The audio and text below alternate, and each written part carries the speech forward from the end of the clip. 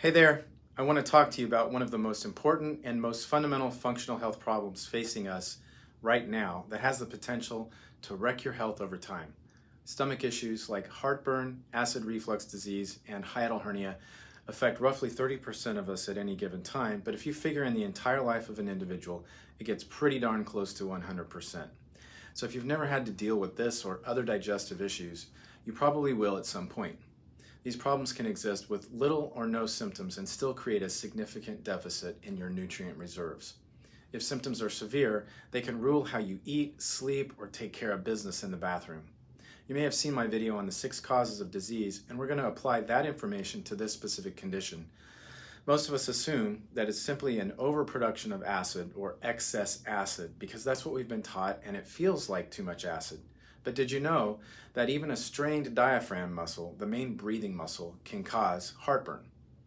Sometimes it's as easy as getting that muscle to work better. However, 100% of the current medical treatment revolves around decreasing the acid. That doesn't address the functional cause. It only puts a band-aid on the symptom, which admittedly is an important symptom to address quickly. Left unchecked, it can lead to some very serious problems over time, but it's vitally important to our health that we do it in a way that enhances digestive function. Currently, OTC and prescription meds do just the opposite. That may sound backward, but I'm going to address how that is the case as we unpack all of the details. Our body depends on getting everything it needs to rebuild itself on a day-to-day basis. Getting vital nutrients to the tissues requires digestion and absorption, but a lot of things get in the way. We're going to talk about a few technical mechanisms of action that provide an explanation for acid reflux and indigestion.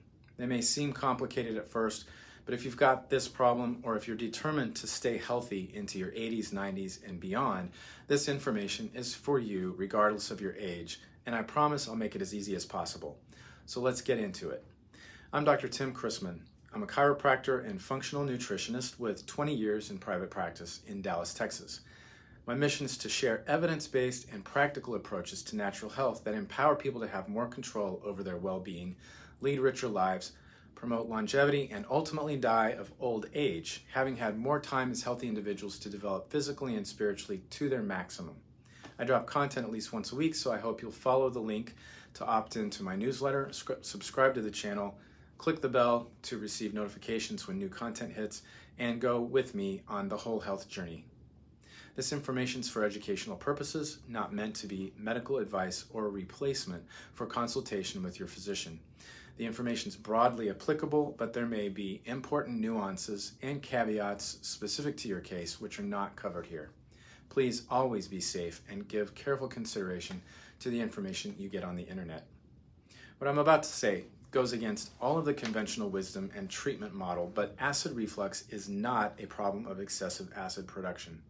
It's a problem of low acid production, too low for good digestion and absorption, which lengthens the time food remains in the stomach and allows fermentation, putrefaction, and rancidification of food before it ever gets into the small intestine. This creates toxic stress and a buildup of pressure that weakens the muscle junction between your esophagus and your stomach and allows seepage of acidic digestive juices upward into the esophagus, creating inflammation with or without burning. That is the physiological or chemical mechanism. And we'll get into some other ones a little later, but medications address the acid, but they work in 2 primary ways: to neutralize the acid that's already there, raising the pH of the stomach, or to reduce the production of it with proton pump inhibitors. In other words, they work to decrease stomach function. And crazy as it sounds, the medication can reduce stomach acid by as much as 65%. The promise is you still have enough for digestion, but I wholeheartedly disagree, and you positively don't have enough for absorption, which requires very acidic environment to trigger the release of certain enzymes and cofactors that grab nutrients and pull them into your system. Also, the gut needs to be acidic to fight off bacteria, parasitic, and fungal infections that can hide in there, all the way down through your intestines, or worse, migrate outside the gut and start a family elsewhere in the body, even in the brain. And when I say that way, you may imagine some scary animal eating your brain, but this is more about microbial influences and toxins that breach the blood-brain barrier, like yeast, mold, fungus, bacteria, viruses, and mycotoxins. Just as an aside, you've probably heard that we want more of an alkaline pH for health to prevent disease, but this is a separate idea, indicated more for the tissues or the blood pH, which is buffered by the body to be kept in a narrow, slightly alkaline pH, very different from the surfaces inside your gut, which are healthiest at an acidic pH. Another myth is that eating acidic foods like lemons or tomato sauce makes you acidic in an unhealthy way. But lemons, once digested, actually leave a very healthy alkaline ash in the body because of their mineral and nutrient content. That said, some of these foods can exacerbate our digestive symptoms, but I'm going to assert that it's because of faulty digestion, not an excess of acid. But back to the main subject. Let me ask you this. If the problem stems from already low acid production, does it make sense to reduce it further? I know it's important to get rid of the burning sensation and protect the tissues, but what's happening to your digestion in the process? And is there a way to get rid of the burning but fix the function at the same time to avoid losing nutrients? Tons of studies from the government as well as research hospitals have shown that proton pump inhibitors or alkalizing medications should be used for a short term only. And that's a fact, but people are staying on them for years and even decades. I'm sure at this point you remember all the things you thought were true about this situation, including personal experiences. But if you haven't had this before, at some point it's likely that you will, because it's a product of unhealthy aging, lifestyle, diet, chronic stress, infection, toxicity. All of those things play a role. Digestion is where everything starts in the body. A long life is a product of getting all of the building blocks to renew cells and tissues on a continuous basis. Imagine not being able to absorb just 1% of your body's needs for an essential nutrient like B12 or zinc. What does that mean after a year, 5, 10, or 20 years? In fact, it shouldn't be surprising that the nutrients we're told to take in high doses in supplements are the very ones we're not absorbing because our digestion is wrecked. Don't get me wrong, I believe strongly in supplementation, but I also believe in getting as much as we can from our food. And in my 20 years of practice, I've seen people with almost every health condition where a breakdown in digestion was in some way implicated in their downstream problem. So back to my bold statement, acid reflux is a problem of low stomach acid production. Again, the mechanism is that without sufficient acid, you can't digest food in a timely fashion. Pressure builds up and creates stress on the stomach-esophagus junction, and acid gets in the wrong place. It's pretty simple, but let's dial in on some more specific aspects of what happens. A lack of stomach acid will limit protein digestion. You won't be able to break down proteins sufficiently, and you will make an excess of ammonia because of this. Ammonia is a metabolic toxin that destroys a compound called tetrahydrobiopterin, or BH4. BH4 is a cofactor for the activity of several enzymes, and it helps synthesize nitric oxide, dopamine, serotonin, melatonin, and more. In addition to its role in the cardiovascular system, it also acts as a modulator of nerve transmission and cell signaling. It's also needed for the metabolism of phenylalanine, tyrosine, and tryptophan, some important amino acids that are involved in every protein structure in the body, including hormones and neurotransmitters. So low stomach acid means you can't digest protein sufficiently. You may be tearing up the gut from the toxic overload. You're producing deficiencies in vital building blocks, minerals, and nutrients that fuel all of your body's systems. You can't make neurotransmitters, and you can't get them working for you. Low levels of neurotransmitters can induce neurological, cognitive, psychiatric, and emotional disturbances. Admittedly, there are a lot of causes for emotional problems, and when we can't say that stomach acid will fix all of that, studies do show there is a significant correlation between people who suffer with and are medicated for reflux disease and anxiety and depression. Reporting from the NIH even states that users of proton pump inhibitors, and if you're not familiar with proton pump inhibitors or PPIs, they are the medications that reduce acid production. the users of these medications have a 2.6-fold increased risk in developing anxiety and depression. That said, please don't go out and go cold turkey off of your meds. Always work with your doctor when coming off of a medication, especially mood stabilizers where a fast change could create a crisis. I already mentioned strong digestion is necessary for absorbing crucial minerals, but zinc, for example, is important for the function of over 300 enzymes and 1,000 transcription factors, which are proteins involved in converting DNA into RNA, which in turn creates proteins for all sorts of purposes, not just muscle deposition.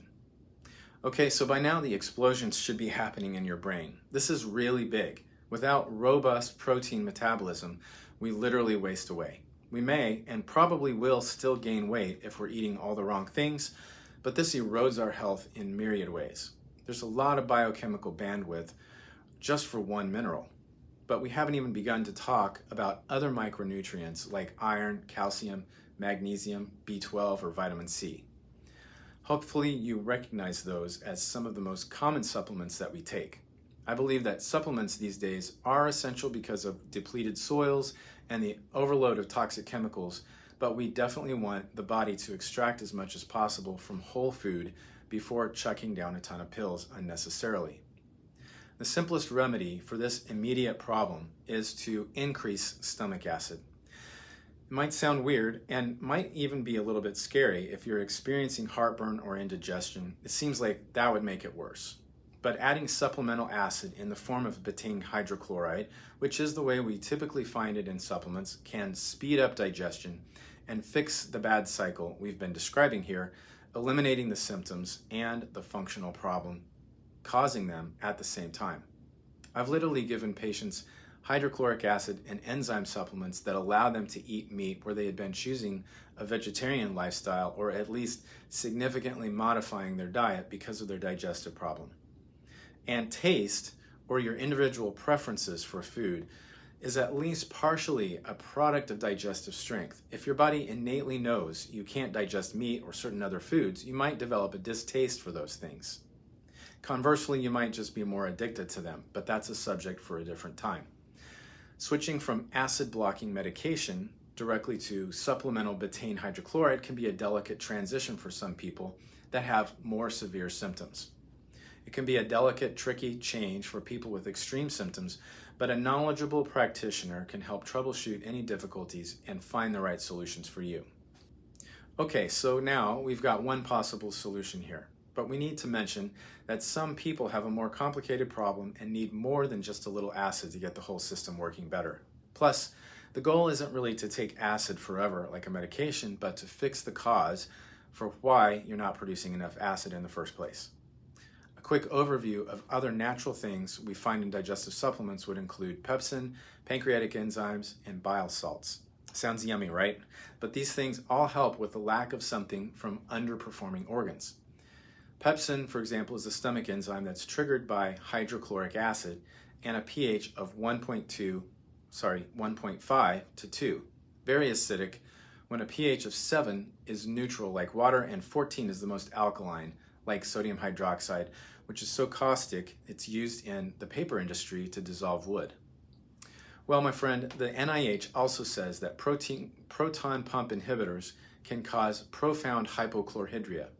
And that's just a fancy doctor word for a clinically low acid condition, resulting in a pH of 2 to over 6, which is as much as a 10,000-fold change, because from one number to the next on the pH scale is an order of magnitude, or basically 10 times as much.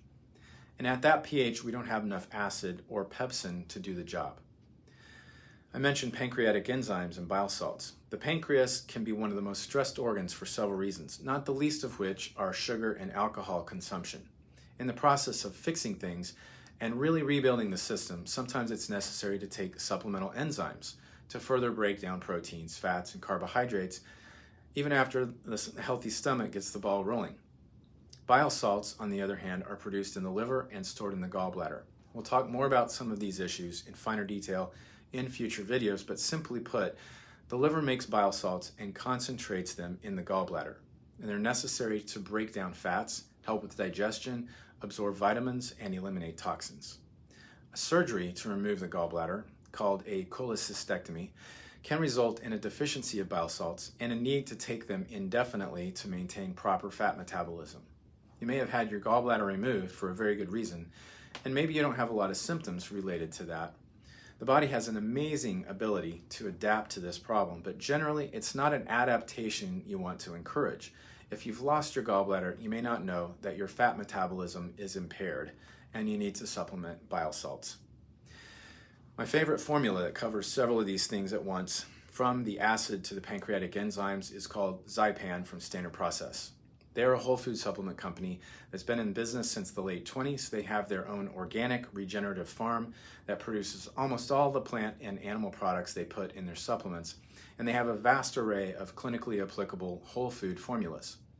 Zypan's a gentle, full-spectrum digestive aid that is low dose per tablet and therefore easy to dial in to the amount that you need. Some people may not need everything in Zypan, or they may need a variety of other things to address the whole problem fully, and in those cases, we address the specific needs of the individual with a customized set of supplements. So getting back to understanding the other causes, we should ask, why do these organs not produce enough? One big reason we've already mentioned, bad protein metabolism because of weak digestion.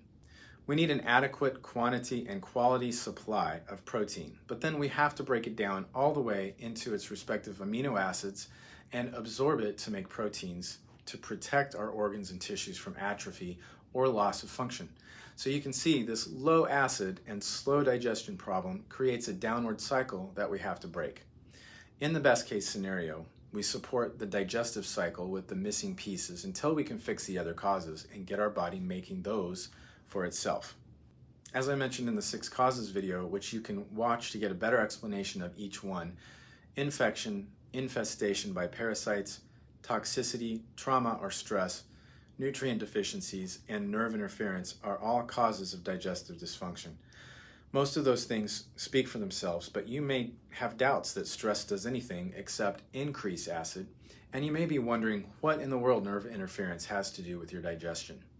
We'll get to the nerve interference in a minute, but first the stress. Stress can predictably cause acid reflux, but again, it's typically not due to an overproduction of acid.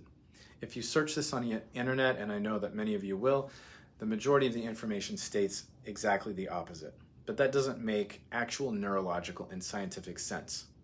I believe that it's taken for granted that acid is increased because there can be an acute uptick in burning symptoms and all over digestive distress, including constipation or diarrhea that parallels a stressful event or situation. Chronic stress can cause the same thing, but it's something that we adapt to over time, and the progression may be slightly different. Nevertheless, I will stick with my stance, and this is why.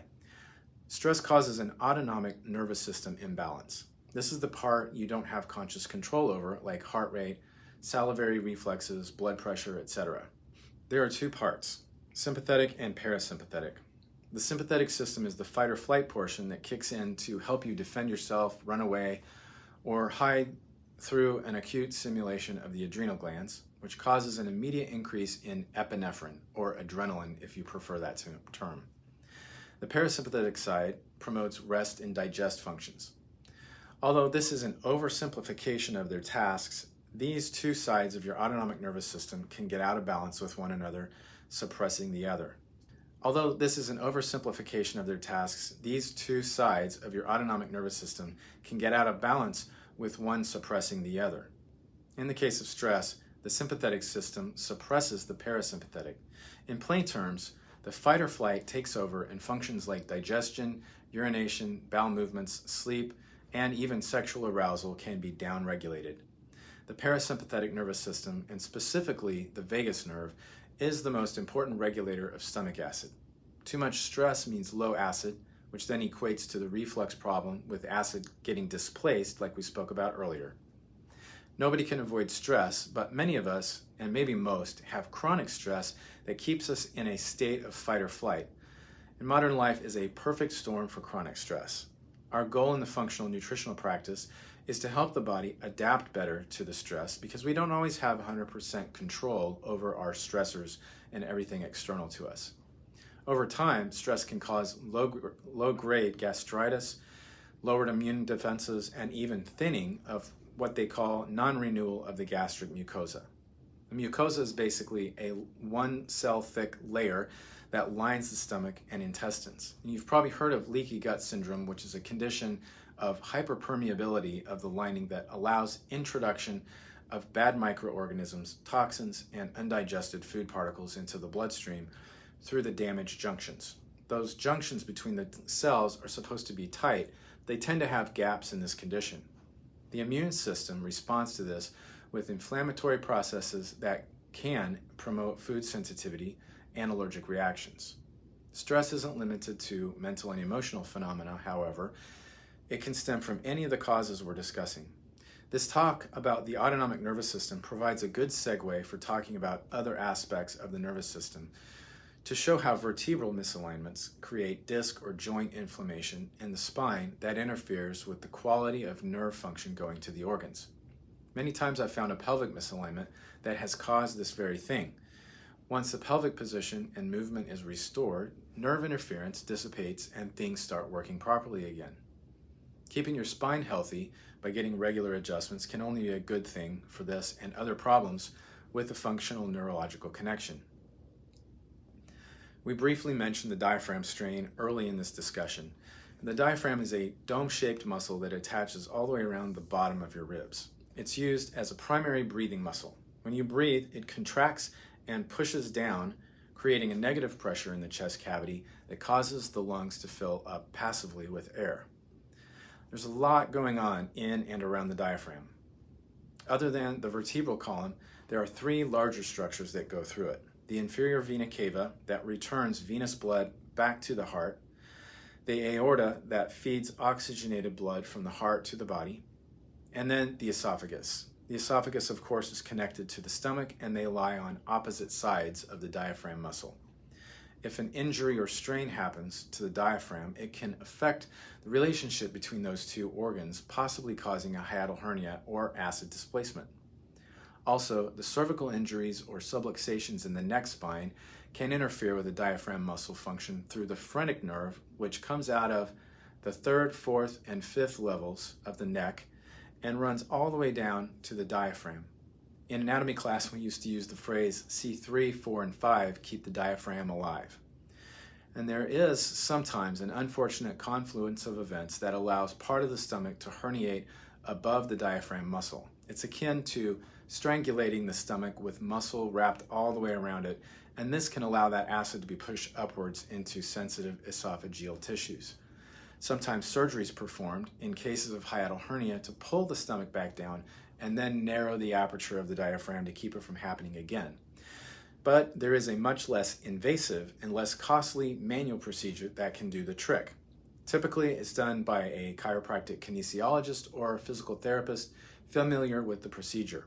And it involves a manual technique which pulls down just under the ribs on the left side close to the sternum to create a scooping type motion which helps to pull the stomach back down. And it works in a lot of cases and can immediately resolve the problem of acid reflux symptoms where none of these other problems are found. If you have burning, aching, or pain in the stomach or gastritis away from meals, you could have an ulcer. The culprit is usually Helicobacter pylori, or H. pylori for short. This bacteria eats away at the lining and causes a focal point of irritation that needs to be healed. There are many herbal remedies and different things that can soothe your insides and help deal with the infection, but when this is present, the slightest amount of acidic food can really stir up the burn. As I said before, this is what leads people to believe that there's too much acid, but faulty digestion and inflammation from the infection are the more likely causes. It's important to note that severe irritation and bleeding in the stomach lining can also be caused by the overuse of NSAIDs or non-steroidal painkillers. And depending on the sensitivity of the individual, even small amounts of NSAIDs can induce bleeding. But in getting back to the functional aspects, adequate stomach acid production helps make sure that infections like H. pylori don't get a foothold in there to start with. But if they do, you may have to work on getting rid of them and healing the gut lining before upregulating digestion because it can risk additional irritation. So sometimes there's a priority process that needs to be done in steps to fix everything. And sometimes it's a very straightforward and simple process. If you've made it this far, you now understand that acid reflux and related digestive problems are not as simple as knocking down the acid, and every effort should be used to adopt conservative and functional approaches before getting stuck on medication for years or doing surgery. Granted, medication is the easy way out, but it can lead to a depleted body, a fragile mind, and a bad attitude. In the natural health practice, this can be a fairly quick thing to address, but correcting the function can add life to your years and years to your life. Lastly, you may have noticed I didn't mention too much about food, but it goes without saying that certain foods and food combinations are problematic, and there's no getting around a bad diet. No one diet fits all individuals, but it bears mentioning that overeating and stretching the stomach to its limits can have nothing but adverse effects on its ability to mechanically churn and mix food properly. Also, dehydration will not allow a full expression of normal digestive processes. It's amazing to know the stomach is capable of producing about 3 to 4 liters of gastric juices in one day. If you're dehydrated, the body will attempt to pull all of that fluid from an already depleted body. So there's a rule of thumb to follow. You shouldn't be thirsty when you're eating. And I know that's a little extreme, but it's a guideline to help you remember to stay hydrated away from meals, because if you're thirsty, you're probably going to overdrink during a meal to make up for the deficit and help the food to go down. But most of the fluid intake for hydration should occur away from meals to avoid dilution of gastric juices and filling up with fluid. So I know this was a lot of information to pack into one sitting, but I hope you've gotten a lot out of this video and can begin to find some solutions for yourself and for your loved ones. Thank you for listening, and again, please like, subscribe, share this video if you want to see more information like this. I'm Dr. Tim Chrisman. Thanks for listening.